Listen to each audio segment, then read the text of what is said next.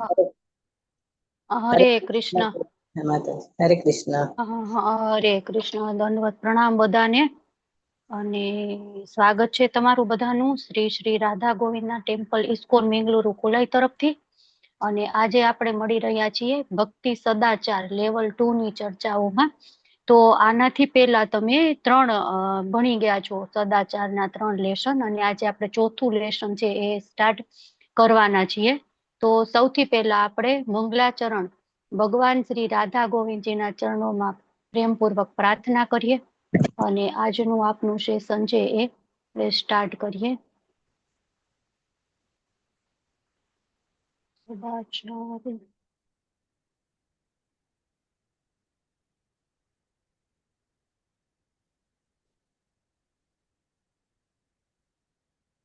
ઓમ અજ્ઞાનતિમિરાંધસ્ય જ્ઞાનાંજનશલાકયા ચક્ષુરુન્મિલિतं येन તસ્मै શ્રી ગુરુવે નમઃ. શ્રી ચૈતન્યમનોભીષ્ટં સ્થાપિतं येन ભૂતલે સ્વયં રૂપः કદા મह्यं દદાતિ સ્વપદાન્તિકं. વંદેહં શ્રીગુરો શ્રીયુતપદકમलं શ્રીગુરૂन् વૈષ્ણવાંશ્ચ શ્રીરૂપं સાગ્રજાतं સહગણ રઘુનાથાન્વિतं तं સજીવं સાદ્વૈतं સાવધૂतं પરિજન સહિतं કૃષ્ણ ચૈતન્ય દેવમ શ્રી રાધા કૃષ્ણ પાદાન સહગણ લલિતા શ્રી વિશાખાન્વિતાંશ્ચ હે કૃષ્ણ કરુણા સિંધુ દીનબંધુ જગતપતે ગોપેશ ગોપિકા કાંત રાધા કાંત નમસ્તુતે. તપ્ત કાંચન ગૌરાંગી રાધે વૃંદાવનેશ્વરી વૃષભાનુસુતે દેવી પ્रणमामि हरिप्रिये. वाञ्छाकल्पतरुभ्यश्च कृपा सिन्धुभ्य एव च पतितानां पावनेभ्यो वैष्णवेभ्यो नमो नमः. नमो विष्णुपादाय कृष्णपृष्ठाय भूतले श्रीमते भक्तिवेदान्त स्वामिनिति नामिने. नमस्ते सरस्वती देवी गौरवाणी प्रचारिणे निर्विशेषा शून्यवादी पाश्चात्य देशतारिणे. जय श्री कृष्ण चैतन्य प्रभु नित्यानंद श्री अद्वैत गदाधर श्रीवासादि गौर भक्त वृंद. हरे कृष्ण कृष्ण कृष्ण हरे हरे हरे राम राम राम हरे हरे. श्री श्री राधा गोविंद भगवान की जय. गौर निताय की जय. श्रील प्रभुपाद की जय. अनंत अनंत कोटि वैष्णव वृंद की जय. गुरु महाराज की जय. हरे कृष्ण सर्वे ने. हरे कृष्ण. હરે કૃષ્ણ માતાજી. હરે કૃષ્ણ. દંડવત પ્રણામ બધાને. અને આપણે આજનું સેશન છે એ સ્ટાર્ટ કરીએ. હું કરું પીપીટી શેર તમારી સાથે. હરે કૃષ્ણ માતાજી. દંડવત પ્રણામ. હરે કૃષ્ણ. દંડવત પ્રણામ.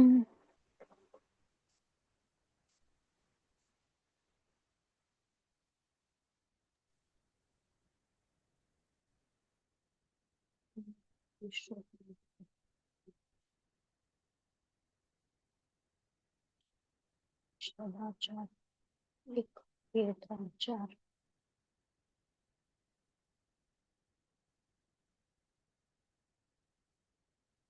ત્રીજું છે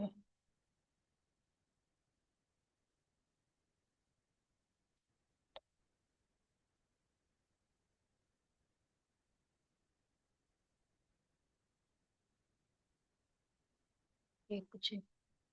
એક જ મિનિટ હો, હું જોઈ લઉં છું.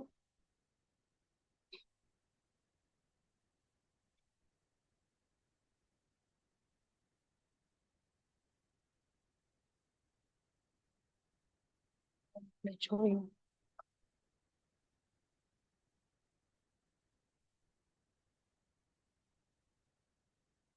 પાછો છે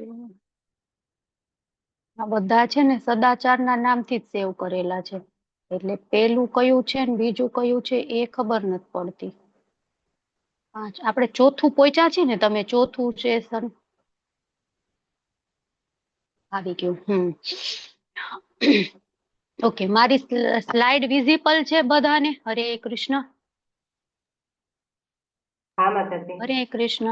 ઓકે, સરસ. ચલો, તો હવે આપણે દર વખતે આપણે છે એ આપણે સ્ટાર્ટ કરીએ તો પ્રભુપાદજીના જે પિક્ચર સાથે, પ્રભુપાદજીની સ્લાઇડ સાથે આપણું છે આજનું સેશન સ્ટાર્ટ, બધા સેશન સ્ટાર્ટ કરતા હોય. કેમ તો કે પ્રભુપાદ છે એમને જ આપણને આ સરસ મજાનો વૈષ્ણવ એટિકેટ શીખવાડ્યો છે અને એમને જ આ કોર્સ ડિઝાઇન કરેલો છે. તો આપણે એમને પ્રણામ કરીએ અને આપણે પ્રસાદ સેવા વિશે આજે ચર્ચા કરવાના છીએ. તો તમને બધાને ખબર છે પ્રસાદ શું છે? કોણ કહેશે મને? હેન્ડ રેઝ કરો. ચલો, પ્રસાદ એટલે શું? આપણે શું સમજતા હોય પ્રસાદથી? હેન્ડ રેઝ કરો જેને ખબર હોય. જીજ્ઞા માતાજી બોલો. જીજ્ઞા ગુજરાતી માતાજી. હરે કૃષ્ણ. પ્રભુના સાક્ષાત દર્શન. હરી બોલ. ખૂબ સરસ. જુહી માતાજી બોલો. ચલો, શું તમે સમજો છો પ્રસાદથી? એક તો જેમ માતાજીએ કીધું એમ પ્રભુના સાક્ષાત દર્શન, અને બીજું કે જે આપણે જમવાનું બનાવીએ છીએ એને ભોગ કહેવાય છે, અને જ્યારે આપણે ભગવાનને ધરાઈએ છીએ એટલે એ પ્રસાદ બની જાય છે, એટલે તેના ઉપર ભગવાનની દ્રષ્ટિ પડે છે એમ, એટલે પ્રસાદ બની જાય છે. ઓકે, સરસ. ચલો, ઉર્મિલા માતાજી તમારે કઈ એડ કરવું છે આમાં? હરે કૃષ્ણ. ના માતાજી, બસ એ જ તે પ્રભુના સાક્ષાત દર્શન, અને જે કાંઈ પણ આપણે ભગવાનને જે સાત્વિક ભોજન હોય ને એ ભગવાનને અર્પણ કરીને જે આપણે જમીએ છીએ ને એને પ્રસાદ. ઓકે, સરસ. ચલો, હરી બોલ. તમારો બધાનો કન્સેપ્ટ ક્લિયર છે. પણ હવે હું એમ કહું કે આપણે ભગવાનને જે ફૂલની માળા ઓફર કરી હોય ને પછી આપણને પાછી મળે તો એ પ્રસાદ કહેવાય કે નો કહેવાય? હા, કહેવાય. કહેવાય. હા, પછી ભગવાનના વસ્ત્ર હોય કે ભગવાનની જ્વેલરી હોય એ આપણને જૂની થાય પછી મળે તો એ પ્રસાદ કહેવાય કે નો કહેવાય? હા, એ પણ કહેવાય ને. પ્રસાદ જ કહેવાય ને માતાજી. હા, તો પછી તો બધું જ ભગવાન સાથે જોડાયેલી બધી જ વસ્તુ કે જે આપણે ભગવાનને અર્પણ કરી છે અને પ્રસાદ કહેવાય. કહેવાય ને, બરાબર? આપણે તુલસી પત્ર ભગવાનને અર્પણ કરીને પછી આપણે લઈ લઈ તો એ પણ પ્રસાદ કહેવાય. બરાબર? ગમે એ વસ્તુ જે કંઈ પણ લઈ લો, બરાબર, એ બધી જ વસ્તુ પ્રસાદ કહેવાય. કેમ તો ભગવાન છે એમાં, તમે વાત કરી એવી રીતના કે એમાં દ્રષ્ટિપાત કરે છે, ભગવાન સાથે જોડાયેલી બધી જ વસ્તુઓ છે, એટલા માટે એ બધી જ વસ્તુ છે એ પ્રસાદ કહેવાય. પણ અહીંયા આપણે પ્રસાદ એટલે તમે બધાય કીધું એવી રીતના કે જે ભગવાનને આપણે અન્ન ઓફર કરીએ છીએ અને એ જે ભોગ લગાડી છે એ પ્રસાદ બની જાય, એના વિશે સ્પેશિયલ આપણે વાત કરવાના છે. તો સાચો વૈષ્ણવ કોણ કહેવાય? તો આપણે આગલા ચેપ્ટરમાં જોયું કે કૃષ્ણની વાત ન હોય, કે જ્યાં કૃષ્ણ ન હોય ત્યાં એ સાચો વૈષ્ણવ છે એ જતો નથી. અને બીજું શું નથી કરતો? એ કૃષ્ણ જ્યાં નથી ત્યાં નથી જતો, કૃષ્ણ સિવાય બીજી કઈ વાત નથી કરતો, અને કૃષ્ણ પ્રસાદ સિવાય બીજું કઈ ગળા નીચે, જીભમાં, મોઢામાં મૂકતો નથી, જમતો નથી પ્રસાદ સિવાય. બરાબર? તો આપણે આ જે સેશન છે એમાં સ્પેશિયલ આપણે પ્રસાદ વિશે ચર્ચા કરવાની છે, ભોગ વિશે, જે આપણે અન્ન ગ્રહણ કરીએ છીએ એ પ્રસાદ વિશે વાત કરવાની છે. તો ભક્તિ વિનોદ ઠાકુર છે એ કહે છે, શું કહે છે? પ્રસાદ સેવા કોરીતે હોયા સકલ પ્રેપૈચ જાય. તો ભગવાનના પ્રસાદથી બધા જ ભ્રમ, બધા પ્રપંચ છે એ બધા જ છે એ દૂર થઈ જાય છે. તો આપણે બધા મંદિરે જઈએ તો આપણે કેટલી વખત જે લોકો કૃષ્ણ કોન્શિયસનેસમાં નથી એ લોકો પણ મંદિરે જઈ અને પ્રસાદ લે છે. એમ બહુ ભાવતું ન હોય પણ છતાં પણ એ પ્રસાદ લે છે. અને સન્ડે તો આવડા ટેમ્પલમાં ફીસ્ટ હોય, બરાબર, ઇસ્કોનના મંદિર, એચ એન્ડ એવરી મંદિરમાં ફીસ્ટ હોય. તો બધા જ લોકો છે એ એમ થાય ચલો ને આજ સન્ડે છે ને ફ્રી છે ને જઈ આવી, થોડોક કીર્તન થશે, ડાન્સ બાન્સ કરશું, થોડો પ્રસાદ લઈ લેશું અને બાળકોને પણ મજા આવશે. તો એ બાને બાળકોને પિકનિકમાં લઈ જવાના બાને પણ એ મંદિરમાં જતા હોય છે. અને અમુક લોકો એમ વિચારે કે સન્ડે છે ને રસોઈ ન બનાવી, અહીંયા ફ્રીમાં ખાઈ લેશું, બરાબર, એવા પણ અમુક લોકો. તો એ બાને પણ, ગમે એ બાને, એ પ્રસાદ ખાય છે તો એનામાં સુકૃતિઓ જમા થાય છે.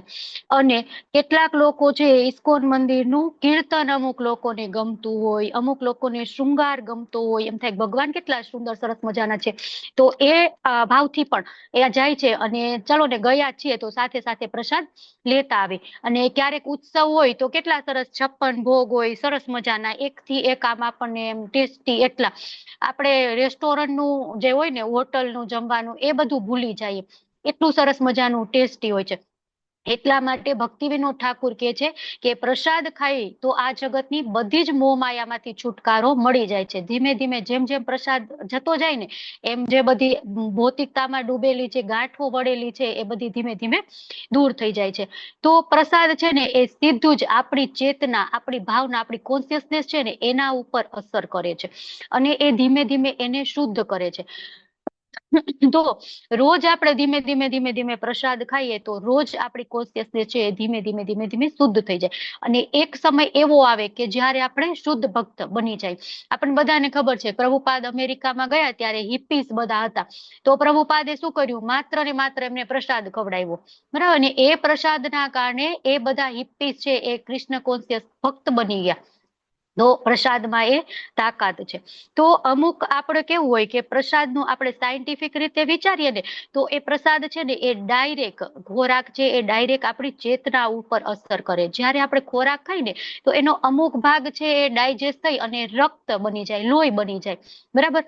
પછી અમુક ભાગ છે ને એ મળ બને જે આપણે ત્યાગ કરી દઈએ અને અમુક ભાગ છે ને એનાથી ન્યુરોન્સ જે આપણું ચેતાતંત્ર છે ને એનો વિકાસ થાય છે, બ્રેઇન છે ને એનો વિકાસ થાય છે અને એક સ્પિરિચ્યુઅલ સેલ આપણા મગજમાં ડેવલપ થાય છે. એક હોય ને આઈક્યુ અને એક હોય ઈક્યુ, બરાબર.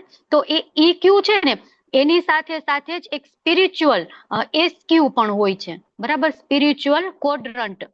તો જે માણસ રોજ પ્રસાદ ખાય છે એનો એ એસક્યુ છે ને એ હાયર હોય છે અને એ વધારે ઇન્ટેલિજન્ટ હોય છે.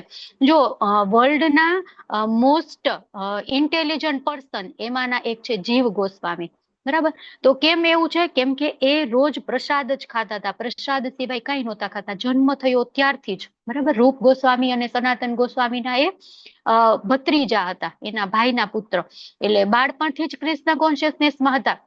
એટલા માટે એનું છે એટલા ઇન્ટેલિજન્ટ બને. તો આપણે તામસિક ફૂડ ખાઈએ જેમ કે નોનવેજ કે એવું કઈ પણ, તો એવા વિચારો આપણામાં પણ આવે, બરાબર, કે એ નોનવેજ ખાવા વાળા માણસે બનાવેલો પ્રસાદ ખાયો. સપોઝ પ્રસાદ તો ન કહેવાય, આપણે કોઈ હોટલમાં ગયા, આપણે તો એમ વિચારીએ કે અમે તો વેજ જ ખાધું છે, બરાબર, કે અમે તો ડુંગળી લસણ વગરનું જ ખાધું છે. પણ તમે એ ખાધું છે પણ એ બનાવવા વાળો છે એ જસ્ટ ફિશ કે ઈંડા કે કઈક ખાઈને આવ્યો છે, બરાબર. તો એની કોન્શિયસનેસ કેવી છે? મારવાની, કાપવાની, બ્લડ એટલું બધું, બરાબર, એ બધું કરી અને એને હાથ પણ અમુક લોકોના તો નખમાં પણ એવું બધું ભરેલું હોય, બરાબર, અને એ ક્લીન ન કરે અને પછી આપણા માટે ડુંગળી લસણ વગરનું બનાવી દે અને આપણે માનસિક ભોગ ભગવાનને લગાડીને ખાઈએ અને પાછા આપણે તેમ અમે તો પ્રસાદ સિવાય કઈ ખાતા જ નથી. નહીં, આપણે આમાં સુધારો કરવો જ પડશે. હા, નહીં ચાલે, બરાબર. જો આ સરસ મજાનું પિક્ચર છે, શેનું પિક્ચર છે યાદ આવે છે તમને કઈ આની સાથે જોડાયેલો ઉત્સવ? હરે કૃષ્ણ. અચ્છા, તો ચલો હું જ વાત કરું. આ છે રઘુનાથ દાસ ગોસ્વામી, સડ ગોસ્વામીના માના એક. તો એક આપણે નાનકડી સ્ટોરી છે હું તમને કહું તો રઘુનાથ દાસ ગોસ્વામી છે ને એ એકદમ શ્રીમંત કુટુંબમાં જન્મ થયો હતો, જમીનદાર. એમના પિતા પણ ખૂબ જ ધનાઢ્ય અને એમના પિતા અને એમના ભાઈ, એમના શું કહેવાય કાકા, બંને સાથે બિઝનેસ કરતા હતા અને ખૂબ જ ધનવાન, શાંતિપુરમાં રહેતા હતા. તો એમના માતા પિતાએ એમના લગ્ન એક સરસ મજાની કન્યા સાથે કરાવ્યા અને માતા પિતાને એમ કે આ છે લગ્ન પહેલા તો એ ચૈતન્ય મહાપ્રભુ સાથે ખૂબ જ આકર્ષણ થયેલું એમને અને એમને ઘર બાર બધું છોડી અને જતું જ રહેવાનું વિચારતા હતા. પણ એના માતા પિતાને એમ કે ચલો ને લગ્ન કરાવી દઈ તો એ સુંદર પત્નીમાં પડી જશે ને તો આ બધું છોડીને જતા રહેવાનો પ્લાન કેન્સલ કરી દેશે. એટલે એમને એના માતા પિતાએ સુંદર મજાની પત્ની એમની કન્યા ગોતી, એમના મેરેજ કરાવ્યા અને પછી મેરેજ પછી પણ એ છે ઘણી વખત ઘર છોડી અને ભાગવાનો એમને ટ્રાય કર્યો પણ એ છે એ ત્યાંથી જઈ શકતા નહોતા. અને પછી એક વખત એ ઘર છોડી અને જતા રહે ને તો ચૈતન્ય મહાપ્રભુને મળે છે પણ ચૈતન્ય મહાપ્રભુ એમને કે છે કે તમારી પત્ની છે, તમારી એ જવાબદારી છે, તો તમે એને મૂકીને ન આવી શકો, તમે જાઓ અને ત્યાં જ રહો અને એક સમય આવશે ને ત્યારે હું તમને તમે મારી પાસે આવજો. એટલે કે બરાબર છે. એટલે જો એમની પાસે બધી જ ફેસિલિટી હતી, એટલી બધી શું કહેવાય ઐશ્વર્ય સંપત્તિ હતી, બ્યુટીફુલ વાઇફ હતી, સરસ મજાનું ઘર, નોકર, ચાકર, સંપત્તિ બધું જ. પણ એમાં રહેવા છતાં પણ એનાથી વિરક્ત હતા, એને બિલકુલ એને આસક્તિ નહોતી. અને આ ખૂબ લાંબી વાર્તા છે. એક આપણો છે ને, જયારે આપણે સડ ગોસ્વામી ભણીએ ને ત્યારે આખું રઘુનાથદાસ ગોસ્વામીનું એક લેક્ચર હોય છે 1 કલાકનું, પણ આપણે શોર્ટમાં જોઈએ. તો પછી એ છે એ એક વખત એમને ખબર પડે છે કે નજીકમાં નિત્યાનંદ પ્રભુ આવ્યા છે, તો એમને મળી આવવું. આ જે જગ્યાએ નિત્યાનંદ પ્રભુ આવ્યા ને એમનું એ જગ્યાનું નામ હતું પાનીહાટી. તો એ દોડીને ગયા અને એમના નોકરો એમની પાછળ, પણ એ પહોંચી શક્યા નહીં. પછી એ છે નિત્યાનંદ પ્રભુને પ્રણામ કરે છે, તો નિત્યાનંદ પ્રભુ એમને ફટકારે છે, ખીજાય છે, હળવો મીઠો ઓલો હોય ને ઠપકો એવો આપે છે. એ કે હંમેશા કે તું તો ચોર છો, કે રઘુનાથદાસ કેમ એવું કે છે મને, કે તો કે તારે ભગવાન પાસે જવું તું તો ગુરુને બાયપાસ કરીને જતો રહ્યો. નિત્યાનંદ પ્રભુ છે ને એ આપણા આદિ ગુરુ છે, બરાબર. એટલે જ્યારે પણ આપણે ભગવાનના શરણે જવું હોય ત્યારે આપણે નિત્યાનંદ પ્રભુ આપણા ગુરુ છે એના થ્રુ જવું પડે. એક પ્રોપર ચેઇન હોય ને એને આપણે ફોલો કરવી પડે. તો પછી કે હવે તો તને સજા મળશે. તો કે હા પ્રભુ, તમે જે સજા આપો એ મને મંજૂર છે, હું એક્સેપ્ટ કરી લઈશ. તો શું સજા આપે છે પછી એમને, કે અહીં જેટલા વૈષ્ણવો છે ને એ બધાને તારે દહીં ચીડા ખવડાવવાના છે. એટલે દહીં ને એમાં ઓલા શું કહેવાય પૌવા ને થોડુંક અંદર કેરી, પછી કેળા, પછી ડ્રાયફ્રૂટ એવું બધું નાખી અને સરસ મજાનું એક બને છે દહીં ચીડા. તમે જોજો યુટ્યુબમાં રેસીપી, ખૂબ જ સરસ બને, ટેસ્ટી પણ સરસ લાગે આપણને. તો બધા માટે દહીં ચીડા બનાવ. તો કે સારું, કે આવી સજા તો ખૂબ સારી કહેવાય. કે એટલે પછી તો એ મોટા મોટા કન્ટેનરો ઓલા હોય ને એવા લઈ આવ્યા, આખા બધા એટલા એક ગામમાંથી બધા પૌવા લઈ આવ્યા, એમાં ખૂટી ગયા બીજા ગામેથી લઈ આવ્યા, અને દહીં જમાવા નાખી દીધું. બધાને ખબર પડવા માંડી, આજુબાજુના ગામ વાળા આવવા માંડ્યા અને સરસ મજાનો મોટો ઉત્સવ થઈ ગયો. બધા લોકો ખાવા માંડ્યા અને બધું. તો નિત્યાનંદ પ્રભુને એમ કે હું મહાપ્રભુને મૂકીને કેમ ખાઈ શકું. તો એ છે મહાપ્રભુને મનથી સ્મરણ કરે છે, અને ભગવાન તો કેવા હોય, મન કરતા પણ તેજ હોય ને, ફટાફટ આવી ગયા ત્યાં. એ કે મને યાદ કર્યો છે નિત્યાનંદે આવી ગયા. પણ ભગવાન ઇનવિઝિબલ, બધાને દેખાય નહીં, એમની લીલા છે ચૈતન્ય મહાપ્રભુની. તો નિત્યાનંદ પ્રભુને દેખાય, તો નિત્યાનંદ પ્રભુ તો ઓલા પડિયામાં લીધા હોય ને દહીં ચીડા, તો એક કોળિયો લઈને આમ ભગવાનને ખવડાવે. પણ ભગવાન એ કોળિયો અદ્રશ્ય થઈ જાય, પણ કોઈ માણસોને દેખાય નહીં કે આ કોળિયો ગયો ક્યાં, કોણ ખાઈ ગયું. પછી ચૈતન્ય મહાપ્રભુ આમ કોળિયો લઈને નિત્યાનંદ પ્રભુને ખવડાવે, તો હવા ઉડતો ઉડતો આમ કોળિયો આવે, હાથ નો દેખાય.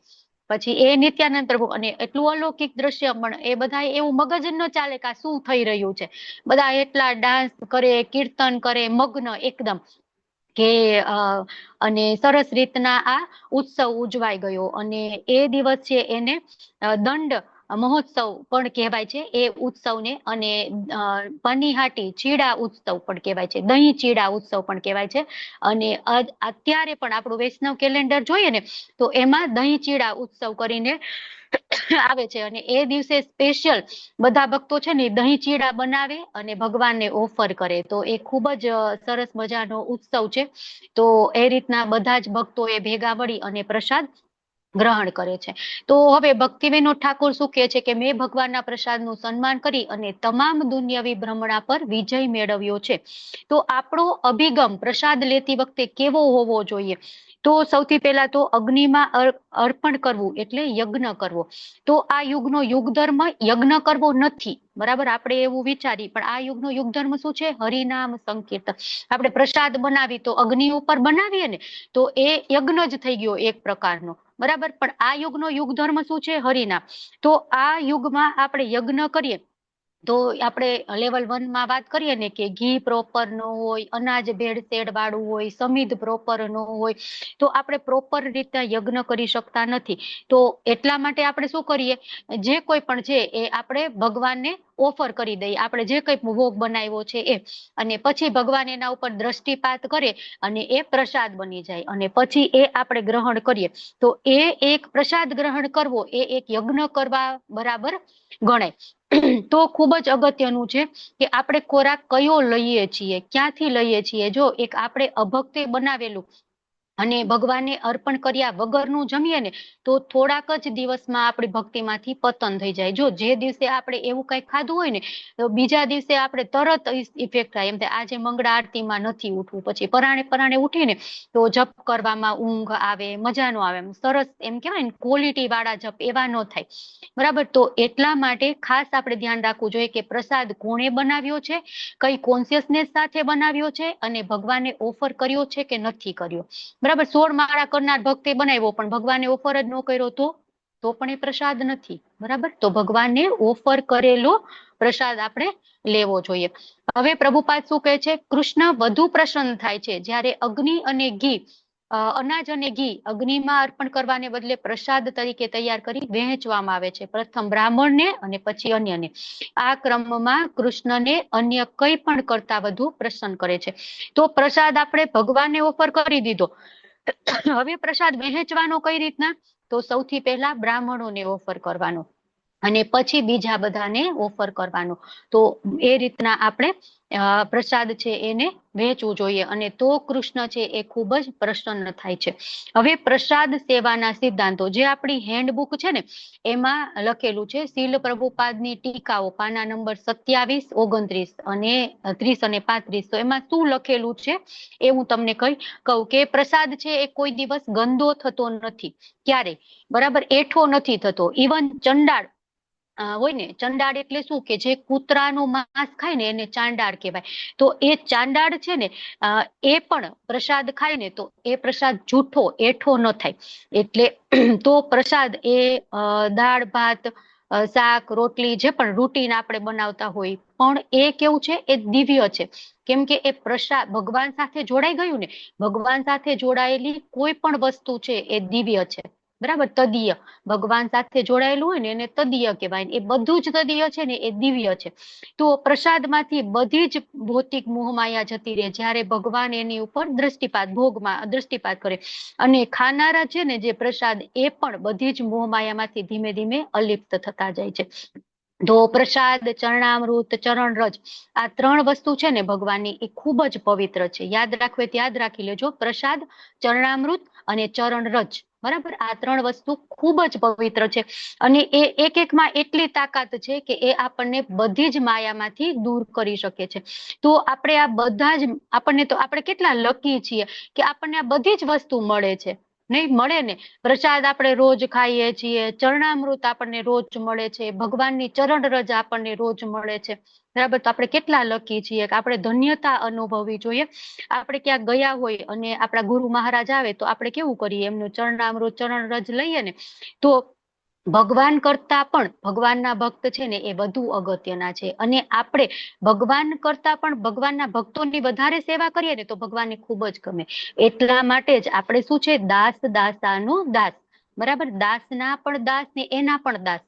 ભગવાન હું ડાયરેક્ટ તો મારામાં એટલી લાયકાત નથી, યોગ્યતા નથી કે હું તમારી સેવા કરી શકું. ઇવન હું તમારા ભક્તો છે એની પણ સેવા કરવાની યોગ્ય નથી. એટલે હું તો તમારા ભક્તો છે એની હું સેવા કરીશ, એ મારાથી થઈ શકશે. બાકી તો હું એટલી પતિત છું, મારાથી એ નહીં થઈ શકે. એટલા માટે ભગવાન આપણો એ ભાવ જોવે છે અને ભગવાનને એ ભાવ ખૂબ જ ગમે છે. તો પ્રસાદ છે એ કોઈ દિવસ બગડતો નથી. બરાબર, એઠો નથી થતો, પોલ્યુટેડ નથી થતો. અને ગમે તે કેમ ન ખાય. બરાબર, અડધું એક બટકું ખાઈને અડધો મૂકી દે ને તો પણ એ પ્રસાદ એઠો ન કહેવાય. બરાબર, પછી આપણે એને ફૂડ નહીં કહીએ પણ આપણે શું કહીશું, કૃષ્ણ પ્રસાદ. બરાબર, આપણી કોન્શિયસનેસ ફૂડ છે એવું નહીં, આપણી કોન્શિયસનેસ એવી છે કે ભગવાનનો પ્રસાદ છે. આ હું તમને કેમ સમજાવું છું પછી કહું, હમણાં આપણે એ ટોપિક ઉપર આપીએ.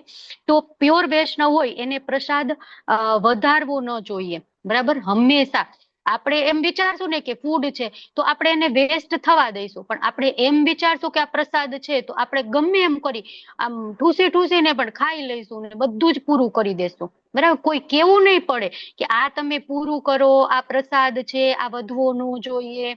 આપણા માઇન્ડ સેટ એ રીતના હશે કે નહીં, આ તો પ્રભુના સાક્ષાત પ્રભુ જ છે, આ સ્વયં ભગવાન છે, આપણે એને ડસ્ટબિનમાં કઈ રીતના નાખી શકીએ. બરાબર ને, તો એટલા માટે આપણે જોવું જોઈએ કે આપણે બધાએ કહી દીધું પ્રભુના સાક્ષાત દર્શન, પણ તમે લોકો એ કરો છો? જેટલું પ્લેટમાં આવેલું હોય બધું જ ક્લીન પ્લેટ કરી નાખો છો? નહીં, બરાબર ને? કોક તો વધારતા જશે, આમ આટલા પાર્ટિસિપેટ છે એમાંથી. તો આજથી એવું નહીં કરવાનું. પ્રભુના સાક્ષાત દર્શન, ભગવાન સ્વયં છે પ્રસાદ સ્વરૂપે. તો એ આપણે ક્યારેય વેસ્ટ નહીં થવા દેવાનું. હંમેશા એટલું જ લેવાનું જેટલું આપણે ખાઈ શકીએ. બીજી વાર મળવાનું જ છે ને, આપણું જ ઘર છે, બરાબર? અને ન મળે થોડાક ભૂખ્યા રહીશું તોય નહીં મરી જઈએ, કાંઈ નહીં થાય આપણને. એક દિવસ થોડાક ભૂખ્યા રહીશું તો, બરાબર? માણસો શું કહેવાય, આ ચતુર્માસ ચાલે છે, 4 મહિના એકટાણા ઉપવાસ કરતા હોય છે. છેલ્લે હમણાં આવશે ને ભીષ્મ પંચક, એમાં તો 5 દિવસ કાંઈ નહીં ખાવાનું, દૂધ પાણી એવું જ.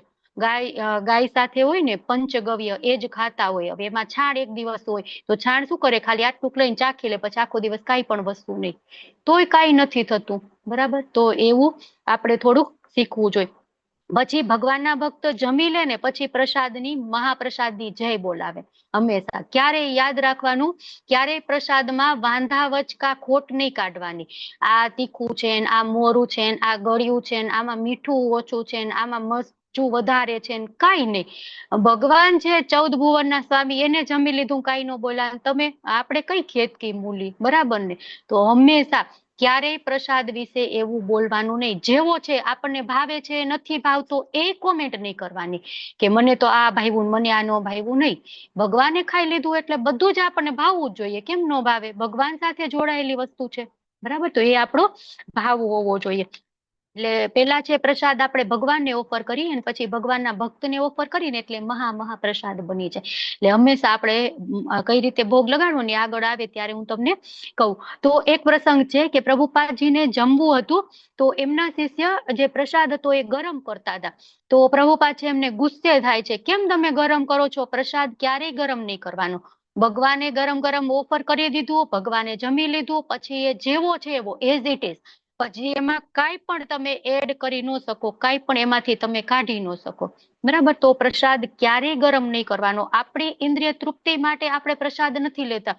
જો આ ચેપ્ટરનું નામ શું છે? પ્રસાદમ સેવા, બરાબર? એક સેવા છે. પ્રસાદ ગ્રહણ કરવો ને એ પણ એક સેવા છે.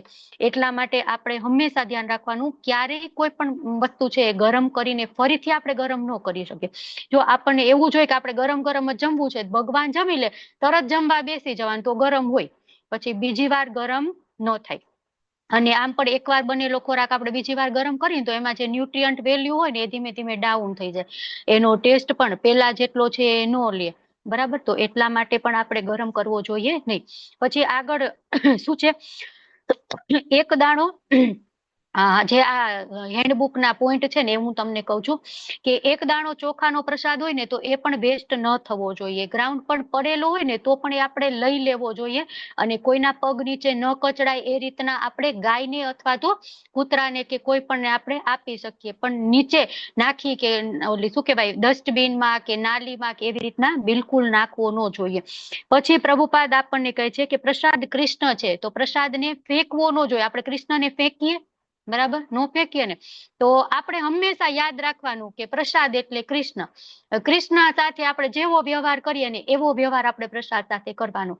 એટલે હંમેશા આપણો જે છે ને બિહેવિયર પ્રસાદ પ્રત્યે બદલાઈ જશે. એટલા માટે ક્યારે પણ એને ફેંકવો ન જોઈએ. થાળીમાં જેટલી જરૂર છે એટલું જ લેવાનું, એનાથી વધારે નહીં લેવાનું. એટલા માટે વેસ્ટ ન જાય. જો વૃંદાવનમાં હમણાં અમે ગયા હતા ને તો પ્રભુપાદ ડિસએપિયરન્સ હતું, તો ત્યાં આપણે પ્લેટ મૂકવા જઈએ ને, જમીન પછી પ્લેટ મૂકવા, તો ત્યાં વોલેન્ટિયર્સ બધા ઉભા હોય, ભક્તો ઉભા હોય. પછી એક એક આપણું ચેક કરે આખી ડીશ, એમાં જે કઈ હોય ને ત્યાં ખવડાવે. ખાવ પેલા તમે, પછી જ તમારી પ્લેટ મૂકવાની, ત્યાં સુધી નહીં મૂકવાની. ઓલા છે ને કારેલા ના હોય, શું કહેવાય, ભજીયા, બરાબર? તો એ કેટલા કડવા હોય ને તો અમુક લોકો ન ખાય. કારેલા કડવા હોય ને એના ભજીયા બનેલા, તો ન ખાય ને તો એ ખાવું જ પડશે. અને ઓલું તો આપણે જમતા હોય તો ભેગું ભેગું શાક હોય, દાળ હોય, રોટલી હોય, કંઈક સ્વીટ હોય તો ખવાઈ જાય.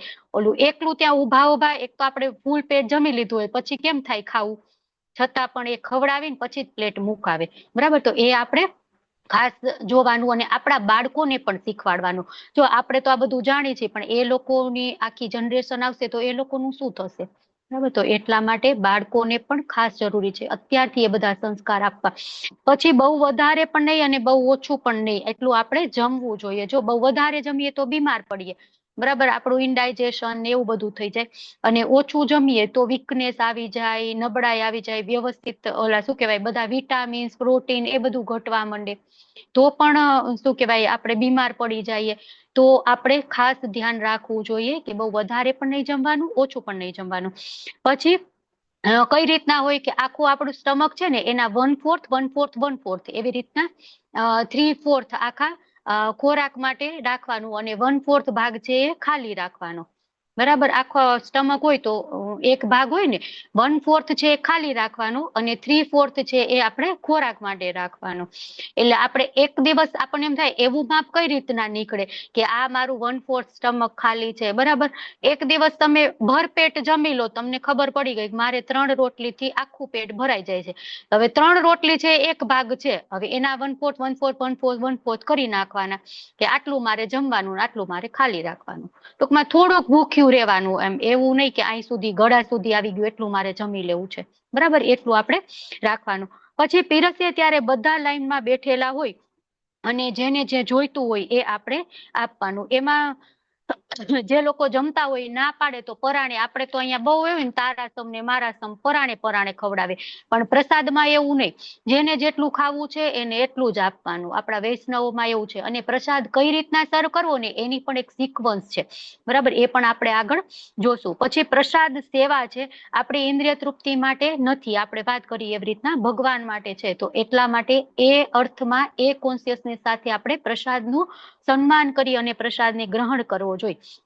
પછી રેસ્ટોરન્ટનું ફૂડ ખાઈએ તો ત્યારે એ પ્રસાદ નથી. ક્યારેક એવી પરિસ્થિતિ હોય કે આપણે કંઈક ખાવું પડે એવું, તો આપણે શ્રી વિષ્ણુ શ્રી વિષ્ણુ શ્રી વિષ્ણુ એવી રીતના બોલી અને ખાઈ શકીએ, પણ એ ઇમરજન્સી કન્ડિશનમાં. બરાબર, તમને એમ થાય કે માતાજીએ તો કીધું કે એવી પરિસ્થિતિ હોય શ્રી વિષ્ણુ બોલીને ખાઈ લેવાનું, એટલે હાલો રેસ્ટોરન્ટમાં જઈ શ્રી વિષ્ણુ બોલીને ખાઈ લઈશું એટલે થઈ ગયું. નહીં, ઇમરજન્સી કન્ડિશન હોય ત્યારે જ. બરાબર, ટર્મ એન્ડ ઓલું હોય ને ટર્મ એન્ડ કન્ડિશન એપ્લાય, એના જેવું છે અહીંયા. બરાબર, એટલે એને રૂટીનમાં આપણે નહીં જોવાનું. પછી પ્રસાદ સેવાના સિદ્ધાંતો તો શું છે? નિમાય પંડિત 20 સંન્યાસીઓને પ્રસાદ આપે છે. નિમાય પંડિત કોણ છે? હરે કૃષ્ણ. જીજ્ઞા માતાજી બોલો, હરે કૃષ્ણ.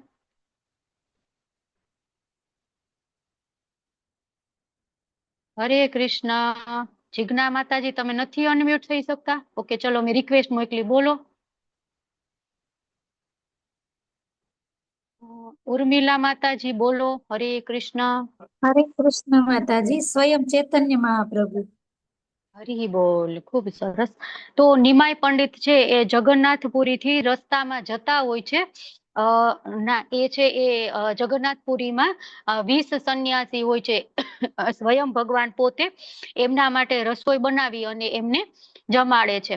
પછી નિમાય પંડિત શીલ ઈશ્વરપુરીને પ્રસાદમની સેવા કરે છે. જ્યારે એ છે એ ઈશ્વરપુરી એમના ગુરુ મહારાજ. બરાબર, તો સ્વયં પોતાના હાથે પોતાના ગુરુ માટે બનાવે છે અને એમને જમાડે છે. પછી ચૈતન્ય મહાપ્રભુ અદ્વૈતાચાર્યના ઘરે પ્રસાદ ગ્રહણ કરે છે. જગન્નાથપુરી જતા હોય છે ત્યારે રસ્તામાં અદ્વૈતાચાર્યનું ઘર આવે છે અને અદ્વૈતાચાર્ય એમના માટે કેટલાય બધા વ્યંજનો બનાવેલા હોય છે. ઇવન ત્યાં સચ્ચી માતા હોય છે અને સચ્ચી માતાને ખબર છે કે નિમાય પંડિત ચૈતન્ય મહાપ્રભુને પાલક બહુ જ ભાવે છે, તો એ અલગ અલગ 20 પ્રકારના પાલકની વસ્તુઓ બનાવે છે અને ચૈતન્ય મહાપ્રભુને જમાડે. ચૈતન્ય મહાપ્રભુ નહીં, હું તો સંન્યાસી છું, હું આટલું બધું ન જમી શકું, એટલે બારણું બંધ કરીને અદ્વૈતાચાર્ય, મને નથી ખબર તમે કોણ છો, ખાઈ લો છાના માના. પછી ચૈતન્ય મહાપ્રભુ છે એ પ્રસાદ ગ્રહણ કરે છે. પછી ચૈતન્ય મહાપ્રભુના 2 કીર્તન લીલા. ચૈતન્ય મહાપ્રભુ શ્રી કૃષ્ણના હોઠમાંથી અમૃતનો સ્વાદ ચાખે, પોતે જ પ્રસાદ ખાઈ અને પછી એ પોતે જ ભગવાનને ઓફર કરે છે અને ભગવાન છે ચૈતન્ય મહાપ્રભુ કૃષ્ણને પ્રસાદ ઓફર કરે છે અને કૃષ્ણ છે એ પ્રસાદ ખાઈ અને ચૈતન્ય મહાપ્રભુને ખવડાવે છે. આનંદ પ્રભુની રસોઈ અને પ્રસાદની સેવા શીલ પ્રભુપાદના સાથે રહેતા હતા એ બધા, અને શીલ પ્રભુપાદ અને તેમના સચિવો સાથે રહેતા હોય છે. પ્રસાદની અલગ અલગ સેવા. હવે આપણે ભોગ કઈ રીતના લગાડવો, ભોગ પ્રાર્થના, બરાબર. ભોગ લગાડવા સમયે શું કરવાનું, તો સૌથી પહેલા તો માતાજી હોય તો કિચનમાં જઈ કિચન સાફ કરી, વાળ પોતાના બાંધી અને સરસ ભગવાનનું નામ લઈ અને ભગવાન માટે પ્રસાદ બનાવવો છે એ ચેતના સાથે પ્રસાદ બનાવવાનો, ભોગ બનાવવાનો. પછી સૌથી પહેલા ભોગ લગાડતા વખતે ભગવાનની અલગ પ્લેટ રાખવાની, ભલે તમે સ્ટીલની જ રાખો, બરાબર. ભગવાનની પ્લેટ, ભગવાનના વાટકા, ભગવાનની ડીશ, ભગવાનનું ચમચી, ભગવાનનું ગ્લાસ, બધું જ અલગ રાખવાનું. એમાં રસોઈ બની ગઈ એટલે સૌથી પહેલા આપણે ભગવાન માટે થાળી પીરસી દેવાની. પછી ભગવાનનો જ્યાં પણ આપણે બેસાડ્યા છે ત્યાં ભગવાન પાસે જઈ બધામાં તુલસી પત્ર મૂકી દેવાનું. ખાસ ધ્યાન રાખવાનું, આપણે અહીંયા ગુજરાતમાં ગરમ વસ્તુમાં તુલસી પત્ર નથી મૂકતા, સાઉથમાં ગરમ વસ્તુમાં પણ તુલસી પત્ર મૂકે છે. તો એ તમારે કઈ રીતે કરવું છે તમારા ઉપર ડિપેન્ડ. પછી આપણે શું કરવાનું, સૌથી પહેલા પ્રભુપાદનો પ્રણામ મંત્ર બોલવાનો. બોલો ચલો પ્રભુપાદનો પ્રણામ મંત્ર. હરે કૃષ્ણ. બોલો બોલો, નમો ફટાફટ બોલો. હરે કૃષ્ણ. નમો વિષ્ણુપાદાય શક્તિ વેદાંત ભક્તિ સ્વામી વેદાંત નારાયણ સરસ્વતી દેવી ગૌરવાણી પ્રચારિણે નિર્વિશેષ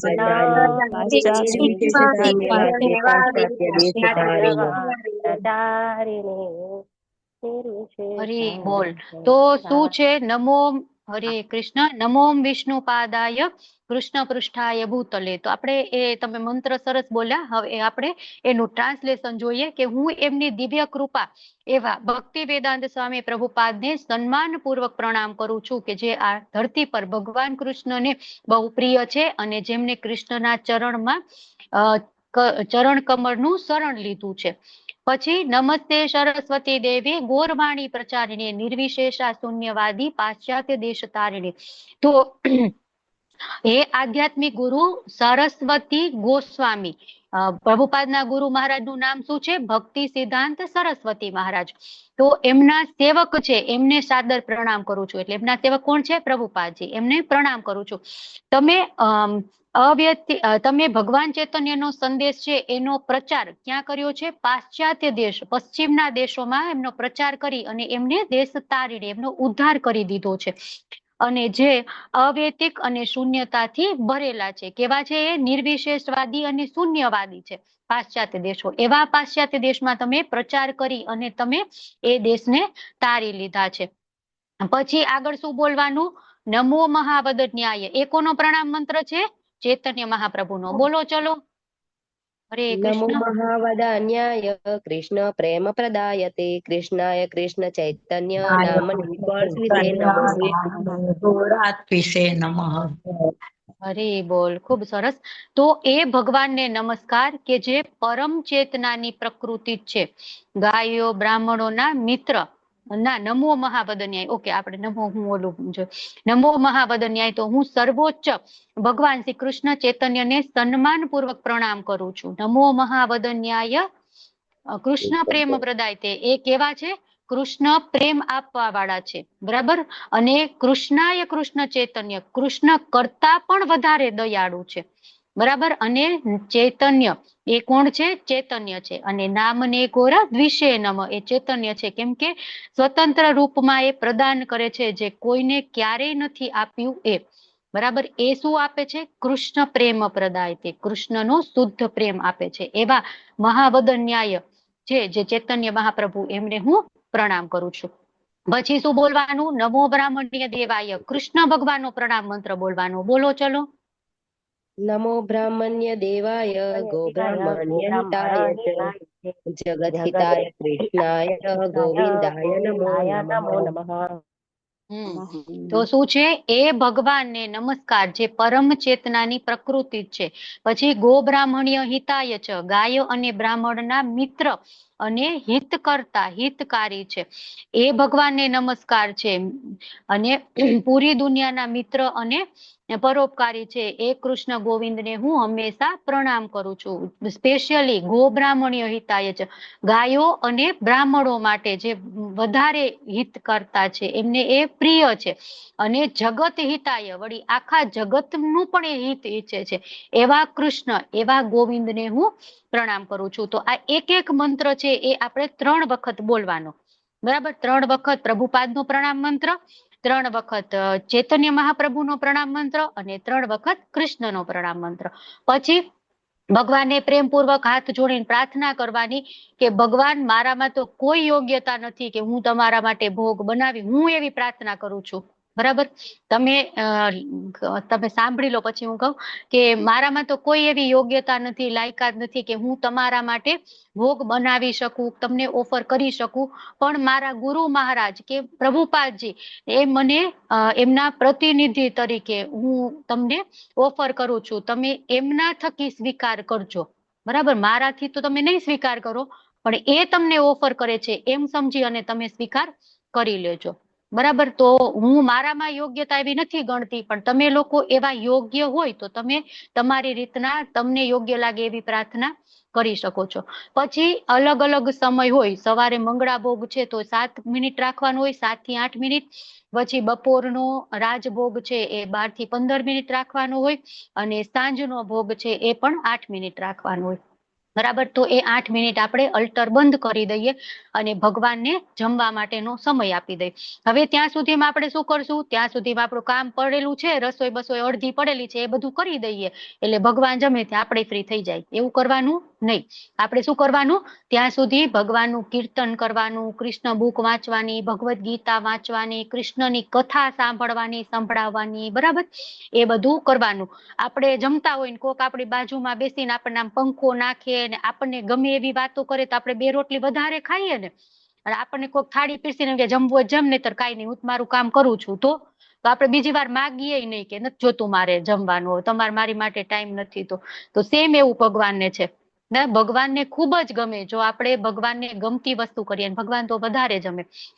હવે ભગવાન માટે પીરસવાનું કેટલું, ભગવાન 14-15 વર્ષના બાળક હોય તો એમને કેટલું જોઈ જમવાનું. બરાબર, એક કહેવાય ને યુથ, તો એટલું આપણે ભગવાન માટે પીરસવાનું, ભગવાનને ઓફર કરવાનું. પછી એટલો સમય થઈ જાય એટલે આપણે તાલી વગાડીને અથવા ઘંટડી વગાડીને એમાં અંદર જવાનું, ભગવાનને પડદો ખોલી દેવાના. આમ જોરથી તાલી નહીં વગાડવાની, ભગવાન બી જાય એવું નહીં કરવાનું. આમ આપણે એકદમ શાંતિથી બેઠા હોય, કોક આવીને આમ એકદમ આપણને બીવડાવી દેતું, આપણે એવું નહીં કરવાનું. આમ પ્રેમથી ભગવાન સાથે એકદમ પ્રેમથી, જેવો આપણે ભગવાન સાથે આદાન પ્રદાન આપણે કરીએ ને એવું જ ભગવાન આપણને રિટર્ન આપે. આપણે ભગવાનને બીવડાવીને તો ભગવાન આપણને બીવડાવે, એટલે આપણે એવું નહીં કરવાનું.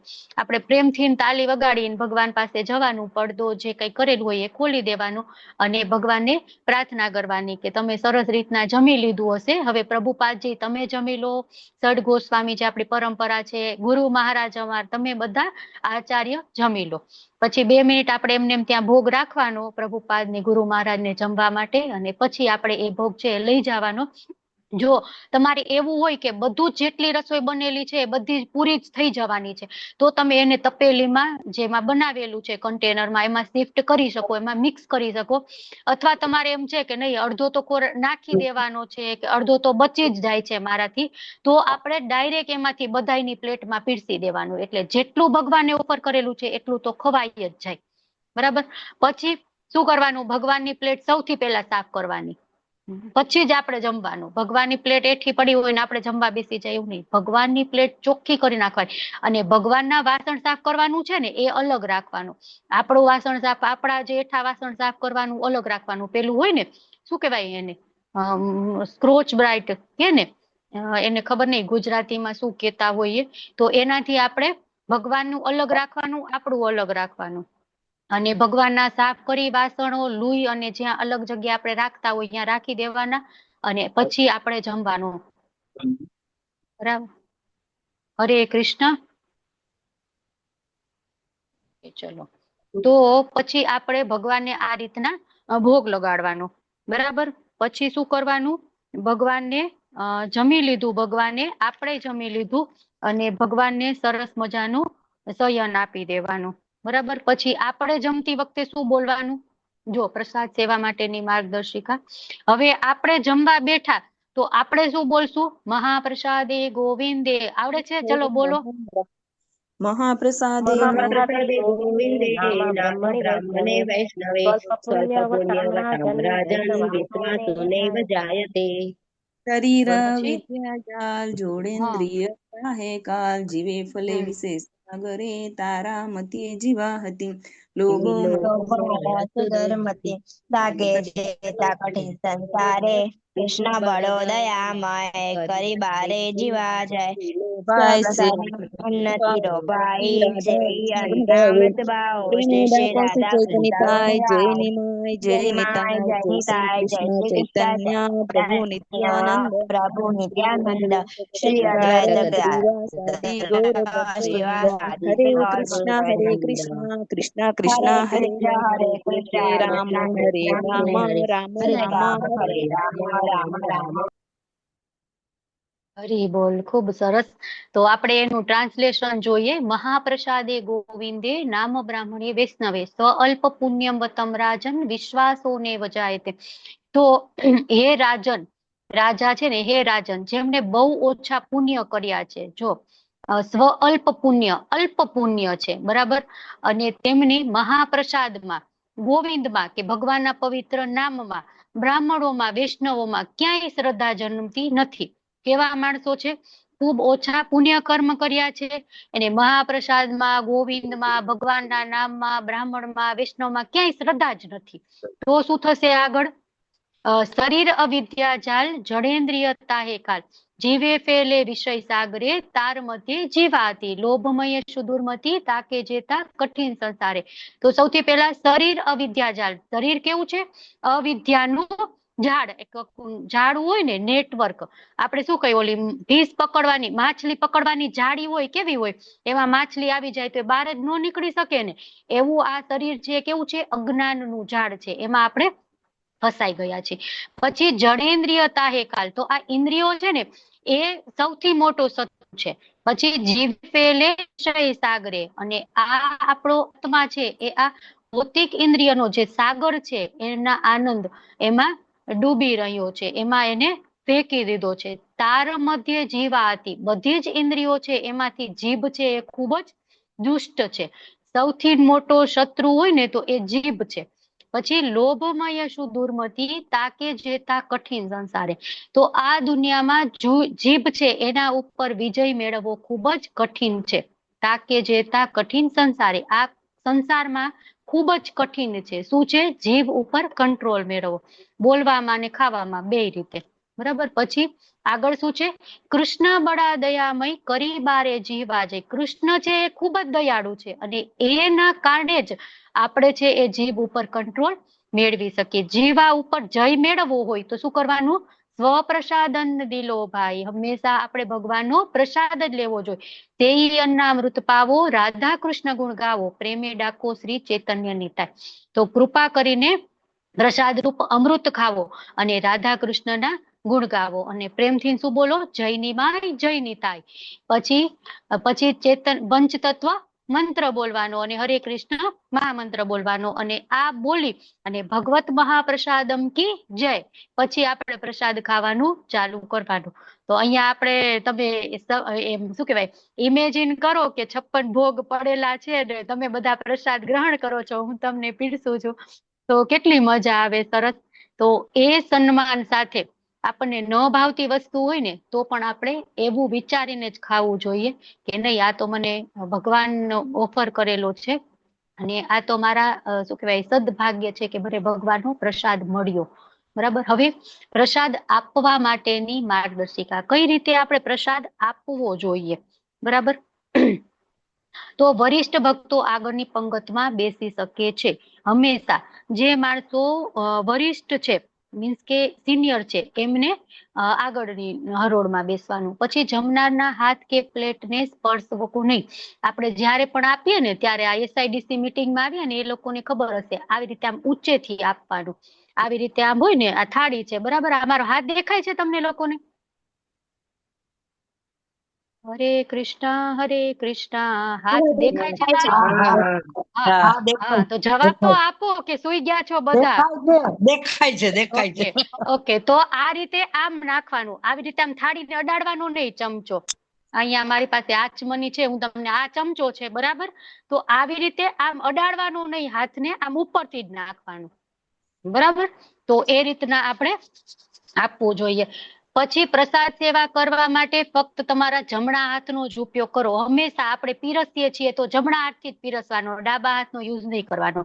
પછી તમારા મોં, પગ, વાળ અને નીચલા શરીરને સ્પર્શ કરશો નહીં.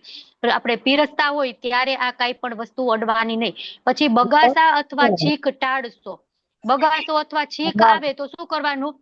એ સેવા મૂકી અને દૂર જતું રહેવાનું, અને પછી ત્યાં આપણે છીંક બગાસું ખાઈને પાછું આવી જવાનું.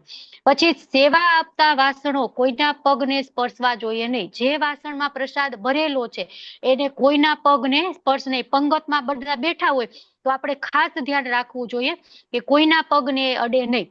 પછી યજમાન પ્રસાદના અદ્ભુત ગુણોનું વર્ણન કરી શકે છે. જે યજમાન છે, હોસ્ટ છે, એ કહી શકે કે આ તો ડિલિશિયસ, આ વસ્તુ છે, આ વસ્તુ છે, એવી રીતના કહી શકે. પછી મહેમાને ક્યારેય ખાલી થાળી ન રાખવી જોઈએ. એટલે મહેમાન જમતા હોય તો એમની થાળીમાં કઈક પૂરું થઈ ગયું તો તરત એમને આપી દેવાનું, રિફિલ તરત કરી દેવાનું. બરાબર? કેમ કે કેટલી વખત મહેમાન છે શરમના કારણે ન માગી શકે, તો એ હંમેશા ધ્યાન રાખવાનું. પછી બેઠેલા દરેકને સમાન વસ્તુઓની ઓફર કરવાની. એવું નહીં કે એકને વધારે વસ્તુ મળી, એકને ઓછી મળી, એકની ફેવરિટ છે તો આપણે એને આપી દીધું, બીજા માટે ન વધી. એવું નહીં. બધા એક સાથે પંગતમાં બેઠા છે તો બધાને એક જેટલી જ સમાન વસ્તુઓ જ ઓફર થવી જોઈએ. બરાબર? હવે ઓર્ડર ઇન વિચ સર્વ, કયા ઓર્ડરમાં સર્વ કરવું જોઈએ? તો સૌથી પહેલા ચોખા અને રોટલી. સૌથી પહેલા ભાત અને રોટલી. પછી કડવું અથવા પાલક, કારેલું, પાલક એવું બધું હોય ને એ. પછી દાળ. પછી સૂકી વસ્તુઓ, એકદમ ડ્રાય સબ્જી હોય એ બધી. પછી શાક, હળવેથી વધુ, પેલા ઓછી ગ્રેવી હોય ને એ આપવાનું. અને લાસ્ટમાં હળવાથી વધુ સમૃદ્ધ અને ભીનાથી સૂકા. ઓકા પેલા ગ્રેવી વાળા અને પછી સૂકા. જે ડ્રાય સબ્જી છે એ સૌથી છેલ્લે, પેલા ગ્રેવી વાળા. પછી રાયતા, ચટણી. પછી મીઠાઈ. મીઠાઈમાં પણ ઓછીથી વધારે મીઠી. પેલા ઓછી મીઠી હોય એ પેલા આપવાની, એકદમ મીઠી હોય છેલ્લે. એટલે જો આપણે આપણા ટેમ્પલમાં જાય ને ઇસ્કોન બેંગલુરુ, તો ગુલાબ જાંબુ, રસગુલ્લા ને એવું બધું હોય ને છેલ્લે મળે. બરાબર? અમુક વખત તો એમ થાય કે આપણે ધરાઈ ગયા, હવે નહીં ચાલે, ત્યારે આવે. પછી સૂકી વસ્તુઓ અથવા મીઠાઈઓ ક્યારે ત્રણમાં ક્યારેય પીરસતો નહીં. એટલે 3 કરતા વધારે એ વસ્તુ નહીં આપવાની. બરાબર? એ રીતના આપણે પીરસવું જોઈએ એ ક્રમમાં. પછી પ્રસાદ સન્માનની માટેની માર્ગદર્શિકા. કઈ રીતે આપણે પ્રસાદનું સન્માન કરવું જોઈએ? તો સ્વચ્છ અને શાંતિપૂર્ણ જગ્યાએ આપણે જમવું જોઈએ. હંમેશા અવાજ બહુ આવતો હોય, ઘોંઘાટ હોય, ભીડ હોય, બરાબર, એવા જગ્યાએ આપણને આમ આપણે જમતા હોય તો ન મજા આવે ને. તો એવું નહીં. સ્વચ્છ હોવું જોઈએ, ચોખ્ખાઈ હોવી જોઈએ અને શાંતિ હોવી જોઈએ. અને આપણે જમતી વખતે પણ શાંતિપૂર્ણ, જમતા જમતા અહીંયા પેલા સાથે વાતો કરે, પેલા સાથે વાતો કરે, એ રીતના નહીં. એકદમ શાંતિથી સરસ આપણે પ્રસાદ ગ્રહણ કરવો જોઈએ. પછી અખંડ પ્લેટનો ઉપયોગ કરી અખંડ આસન પર બેસવું. તૂટેલા વાસણો હોય ને, ફાટેલા તૂટેલા એવા વાસણોનો યુઝ નહીં કરવાનો. અમુક સ્ટીલ હોય ને એવું હોય, નબળું હોય તો ફાટી જાય. બરાબર? અમુક હોય ને સ્ટીલ એવું ફાટેલું હોય, પિત્તળના વાસણો ઓછા એટલા ફાટતા હોય, તો એવા વાસણોમાં આપણે નહીં જમવાનું. અને જે આપણે બેસીએ એ આસન પણ ફાટેલું તૂટેલું ન હોવું જોઈએ, સરસ હોવું જોઈએ. પછી કૃષ્ણને લગતી હળવી વાતચીત અથવા પ્રસાદનો મહિમા આપણે કહી શકીએ. એ સમયે બીજી કાંઈ પણ વાત નહીં કરવાની, માત્ર ને માત્ર કૃષ્ણની વાત કરી શકાય, અથવા તો પ્રસાદ આ સરસ છે એવી રીતે મહિમા આપણે કરી શકીએ. પછી પલંગ પર બેઠા હોય ત્યારે પ્રસાદ જમવું નહીં. બરાબર? પલંગ પર બેઠા હોય, પલંગ ઉપર બેસીને કોણ જમે? બીમાર હોય એ, જેનામાં એટલી શક્તિ નથી કે નીચે બેસી શકે અથવા તો એ ઊભા થઈ અને નીચે આવી શકે, તો એ પલંગ ઉપર બેસીને જમે. પણ આપણે તો એટલા બીમાર નથી, તો આપણે શું કરવાનું? આપણે પલંગ ઉપર ક્યારેય બેસીને નહીં જમવાનું. એ છે ને બીમાર નહીં. મારા મમ્મી છે ને એવું કહેતા હતા, બીમાર માણસ હોય ને એ બેડ ઉપર જમે. કોઈ દિવસ અમે કૃષ્ણ કોન્શિયસનેસમાં નતા ને તો પણ કોઈ દિવસ બેડ ઉપર બેસીને ન જમવા દે. બરાબર? તો એ આપણને એમ થાય કે નહીં, એ પેઢી દર પેઢી ચાલતું આવતું હોય કે નહીં એ જમવાનું એટલે નહીં જમવાનું. બરાબર? તો એ અહીંયા પ્રભુપાદજી આપણને સમજાવે છે કે આપણે પલંગ ઉપર બેસીને ક્યારેય પ્રસાદ લેવાનો નહીં. પછી પાણી નહીં પીવાનું. જમતા જમતા પાણી નહીં પીવાનું. અને પછી અજાણ્યા અથવા અન્ય વ્યક્તિની હાજરીમાં જમવું નહીં. બરાબર. પછી જેમાં વાળ અથવા જંતુ પડ્યું છે એવું જમવું નહીં. બરાબર. વાળ પડેલો છે અથવા તો જંતુ પડેલું છે, કોઈ કીડી છે, માખી છે, એવું છે તો નહીં જમવાનું. તો શું કરવાનું? આપણે તો પ્રસાદ છે, બરાબર. જો આપણને એવું લાગે કે આ આપણે પ્રસાદનું અપમાન કરીએ છીએ, તો વાળ કાઢી અને જે થોડુંક જેમાં વાળ હોય એટલું કાઢી બાકીની બધી વસ્તુ ખાઈ લેવાની. અથવા તો કઈક કીડી કે માખી કે એવું કઈક પડી ગયું છે તો પછી એ પ્રસાદને આપણે માથે ચડાવી અને ગાયને અથવા તો કૂતરાને કેવી રીતના આપી દેવાનું. પછી જ્યાં સુધી દરેકની પ્લેટમાં પ્રસાદ ન હોય ત્યાં સુધી આરંભ કરશો નહીં.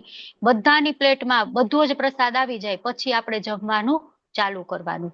પછી સૌથી વરિષ્ઠ ભક્તની હાજરી માટે રાહ જોવો.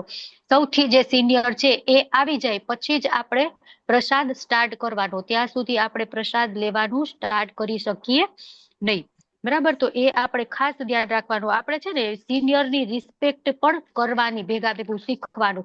આપણે પ્રસાદને શું કહેવાય, ગ્લોરીફાય કરી દીધો, હોનરિંગ કરી દીધું, બધું જ કરી દીધું, પણ સાથે સાથે વરિષ્ઠની પણ, આપણે જે સિનિયર ભક્તો છે એની પણ આપણે રિસ્પેક્ટ કરવાની છે. બરાબર. તો જ્યાં સુધી સિનિયર છે એ જમવા ન બેસે, એમની પ્લેટ પૂરી પીરસાઈ ન જાય, એ જમવાનું સ્ટાર્ટ ન કરે ત્યાં સુધી આપણે નહીં કરવાનું. એ ખાસ આપણે ધ્યાન રાખવાનું. પછી પ્રસાદ ગ્રહણ માટેની માર્ગદર્શિકા. જો કોઈ અંદર આવે તો તેને પ્રસાદ લેવા આમંત્રણ આપો. આપણે જમતા હોય ને કોક આવે તો આપણે એને પ્રસાદ લેવા માટે આમંત્રણ આપવાનું. પછી ડાબો હાથ છે એ જમીન ઉપર રાખવાનો. ડાબો હાથ છે કેમ જમીન ઉપર રાખવાનો? એટલે એ હાથથી આપણે કઈ પણ પ્રસાદ સેવા ન થઈ જાય, આપણાથી ભૂલથી પણ ન થઈ જાય એટલા માટે. પછી જમવાની થાળીની જમણી બાજુએ પાણીનો ગ્લાસ રાખો. પાણીનો ગ્લાસ ક્યાં રાખવાનો? થાળીની જમણી બાજુએ. પછી મોઢામાં કોળિયાને લઈ અને મોટી ખાદ્ય વસ્તુઓ દાંત વડે ન તોડો. મોટા મોટા કોળિયા નહીં લેવાના. બરાબર. નાના નાના લેવાના કે જે એક વખતમાં આપણા મોઢામાં સબાઈ જાય. અને સપોઝ કે મોટી વસ્તુ નહીં તોડો. આખું સમોસું હોય, આખું મોઢા મૂકીને પછી આમ દાંતથી તોડીને પછી અડધું પાછું મૂકી, એવું નહીં. હાથથી તોડી અને નાનકડો કટકો કરી અને એ ખાવાનો. બરાબર. એક છે ને આપણે કોર્પોરેટ વર્લ્ડમાં હોય ને તો પણ આ બધું તો આપણે બહુ ધ્યાન રાખતા હોય, એટલે અહીંયા પણ આપણે એ બધું ધ્યાન રાખવાનું. પછી અમુક લોકો જમતા હોય અવાજ આવતો હોય, બરાબર ને, તો એવો હરે કૃષ્ણ કૃષ્ણ કૃષ્ણ હરે રામ રામ રામ હરે હરે. અવાજ સંભળાય છે મારો? હરે કૃષ્ણ. ઓકે. મારે એવું અનસ્ટેબલ નેટવર્ક એવું હતું. તો અંતમાં ઉઠતા પહેલા પ્રેમ ધ્વનિનો જપ કરો. જ્યારે આપણે જમી લઈએ ત્યારે આપણે ભગવત મહાપ્રસાદમ કી જય અથવા તો જેનો પણ ભોગ, રાધા ગોવિંદ મહાપ્રસાદમ કી જય, એવી રીતના પછી આપણે ઊભું થવાનું. અને ઉઠતા પહેલા વરિષ્ઠ ભક્તોની રાહ જોવો. વરિષ્ઠ ભક્ત સિનિયર છે એ ઊભા થાય પછી જ આપણે ઊભું થવાનું. બરાબર. તો આ રીતે આપણે પ્રસાદ ગ્રહણ કરવો જોઈએ. હવે પ્રભુપાદ શું કહે છે? પ્રસાદ ખૂબ શ્રદ્ધાથી લેવો જોઈએ અને ભગવાનના પવિત્ર નામનો જપ કરવો જોઈએ અને મંદિરમાં દેવતાની પૂજા કરવી જોઈએ. તો આ ત્રણ ખૂબ જ અગત્યની વસ્તુ છે. એક તો આપણે પ્રસાદમાં શ્રદ્ધા હોવી જોઈએ. પ્રસાદ આપણે એમ લઈ લીધો, ચલો આપણી ભૂખ લાગી છે એટલા માટે, એવું નહીં. શ્રદ્ધાપૂર્વક, પ્રેમપૂર્વક પ્રસાદ ગ્રહણ કરવાનો. પછી બીજું શું કરવાનું? ભગવાનના પવિત્ર નામનો જપ કરવો જોઈએ. અને ત્રીજું શું કરવાનું? મંદિરમાં દેવતાઓની પૂજા કરવી જોઈએ. હંમેશા યાદ રાખવું જોઈએ કે દેવતા, મહાપ્રસાદ અને પવિત્ર નામ સંસારિક મંચ સાથે સંબંધિત નથી. બધું જ ભગવાન સાથે જોડાયેલું છે, એટલે એ બધું દિવ્ય છે, ભૌતિક નથી. દેવતાની પૂજા કરવાથી, પ્રસાદ ખાવાથી અને હરે કૃષ્ણ મહામંત્રનો જપ કરવાથી વ્યક્તિ હંમેશા આધ્યાત્મિક મંચ પર રહી શકે છે. જો આપણે આધ્યાત્મિક જગતમાં આપણા ભક્તિના માર્ગમાં ટકીને રહેવું હોય તો આપણે શું કરવાનું? દેવતાઓની પૂજા કરવાની. દેવતા મીન્સ કે ભગવાન કૃષ્ણ, બરાબર, એની પૂજા કરવાની, પ્રસાદ ખાવાનો અને હરે કૃષ્ણ મહામંત્રનો જપ કરવાનો. જો આ ત્રણ વસ્તુ આપણે રેગ્યુલરલી કરશું ને તો એકય માયાદેવીની બિલકુલ બધી શક્તિઓ છે ને એ એની સામે નબળી છે. ક્યારેય માયાદેવી છે આપણે ઉપર પ્રહાર કરી શકશે નહીં. જો આ સરસ મજાનો ફોટો છે, કયો છે? ચલો બોલો, કોણ કહેશે મને? આ કઈ લીલાનો ફોટો છે? પિક્ચર કઈ લીલાનું છે? ગોવાળિયાની સાથે કૃષ્ણ ભગવાન ભગવાન પ્રસાદ લેવા બેઠા છે.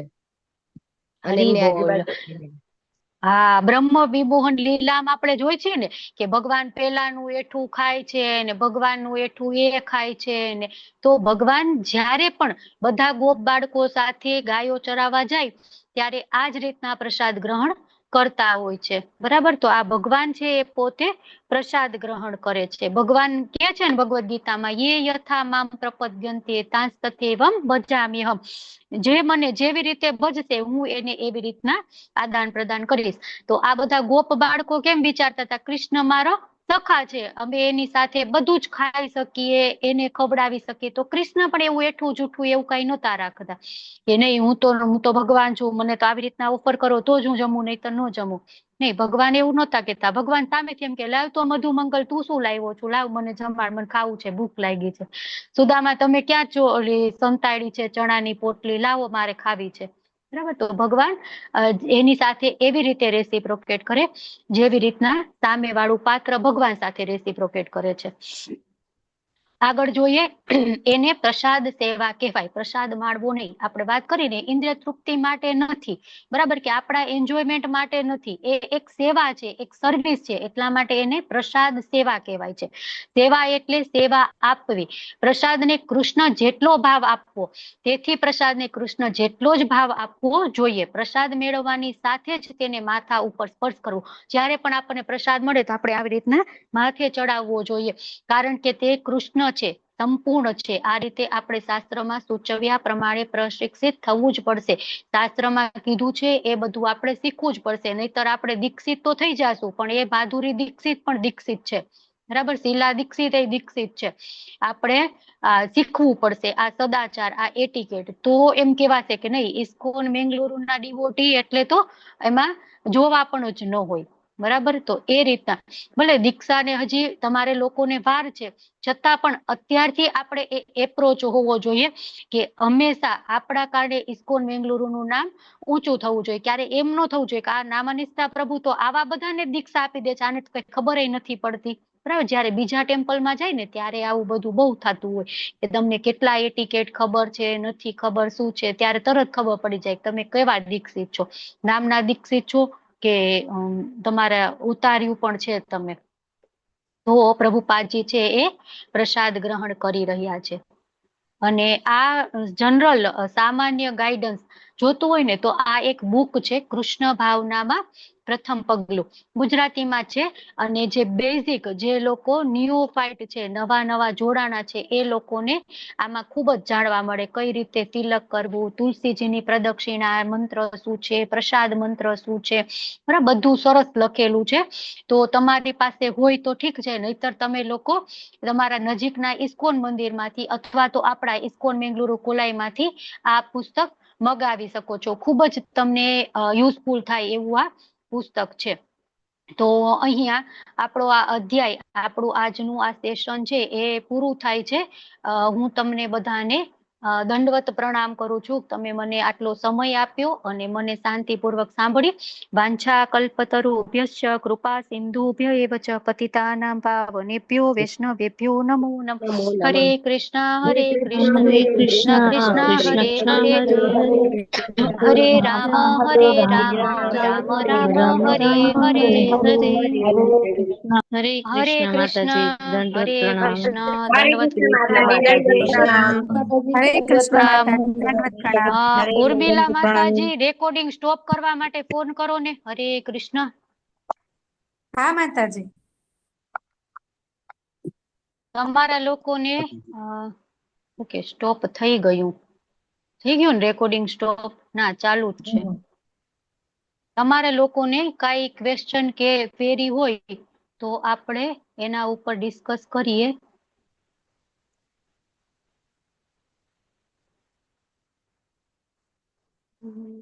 હરે કૃષ્ણ. એક જ મિનિટ માતાજી. હા.